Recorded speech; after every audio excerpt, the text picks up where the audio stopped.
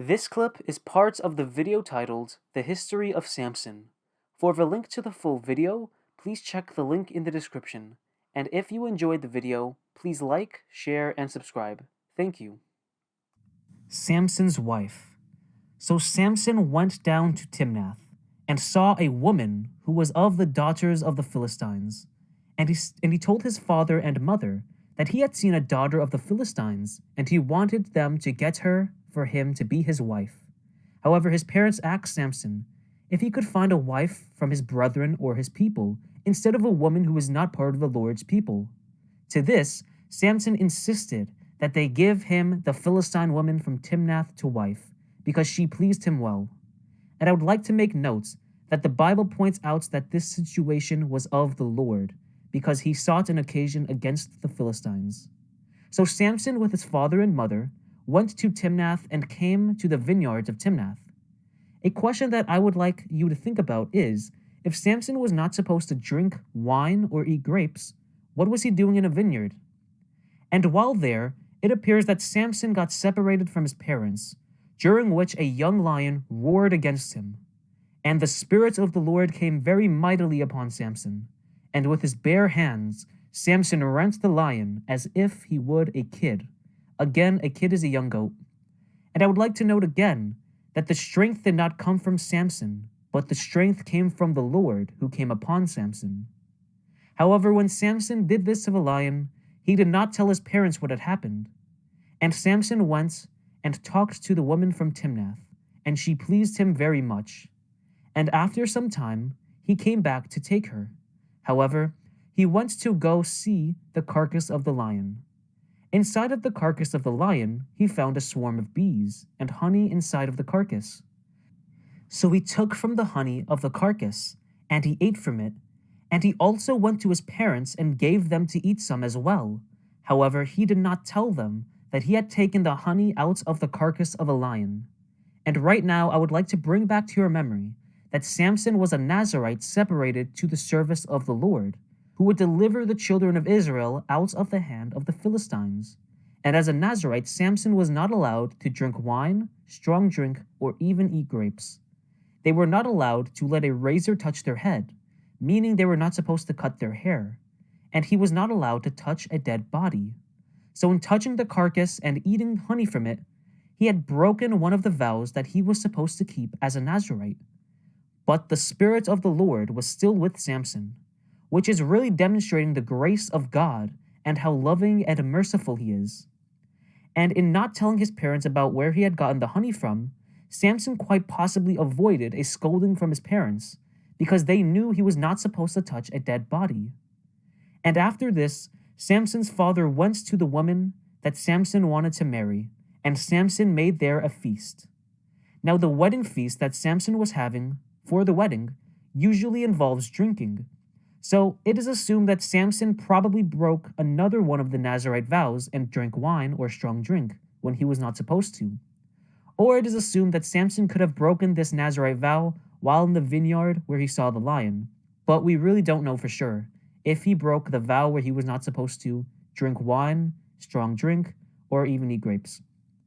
And when they saw him, they brought Samson 30 companions to be with him. Then Samson made a deal with the 30 men. He said that he would give them a riddle, and if they can figure it out and tell him the answer within the 7 days of the feast, then he will give them 30 sheets and 30 change of garments.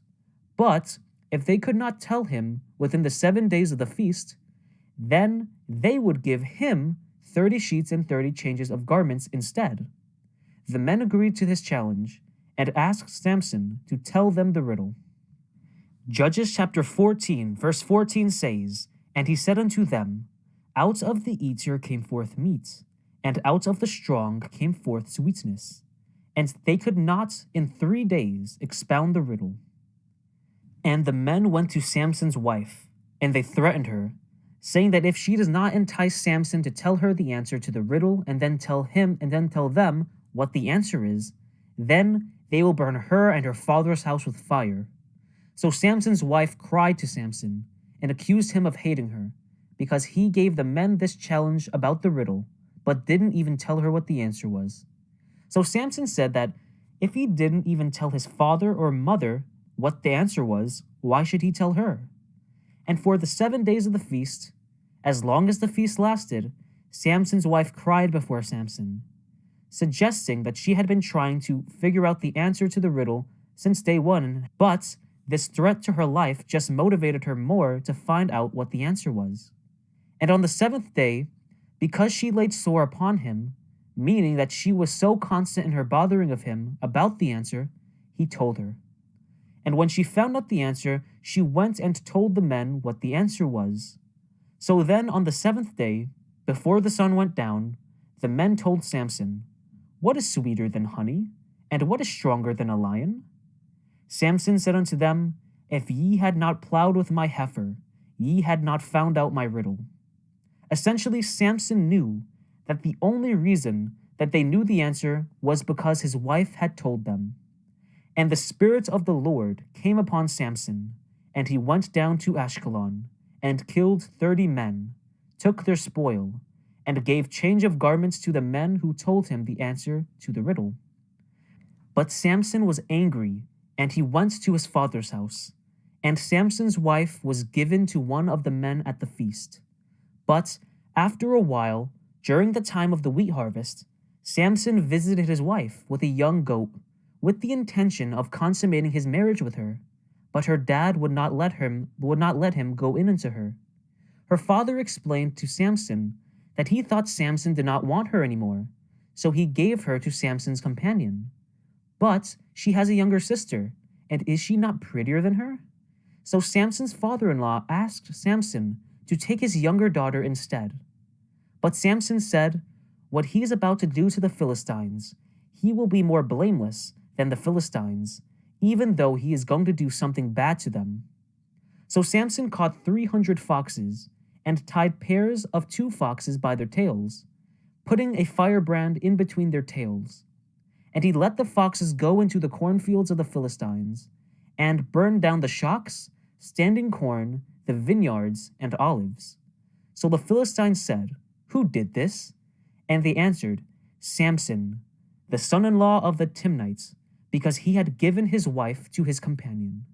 So the Philistines went and burned Samson's wife and her father with fire. And I would like to point out that it may have been better for Samson's wife to tell Samson that the 30 men at the feast threatened to kill her and her father's house with fire, because the spirits of the Lord may have come upon Samson, and he might have been able to defend his wife and her family. However, when she trusted in her own strength, instead of the strength that comes from the Spirit of the Lord, she and her father still ended up getting burned with fire. And a question I would like to ask you is your trust in your own strength to get you through the difficulties of life? Or is your trust in the strength of the Spirit of the Lord, who will give you his strength to help you through the difficulties of life? And I don't just mean that he will give you physical strength, but also the spiritual strength to do what you ought to do and to resist the things that you should not do. In response to the Philistines burning his wife and his father-in-law with fire, Samson said, after he is avenged of them doing this, then he will stop bothering them. So Samson killed the Philistines with a great slaughter and dwelt in the top of the rock Etam.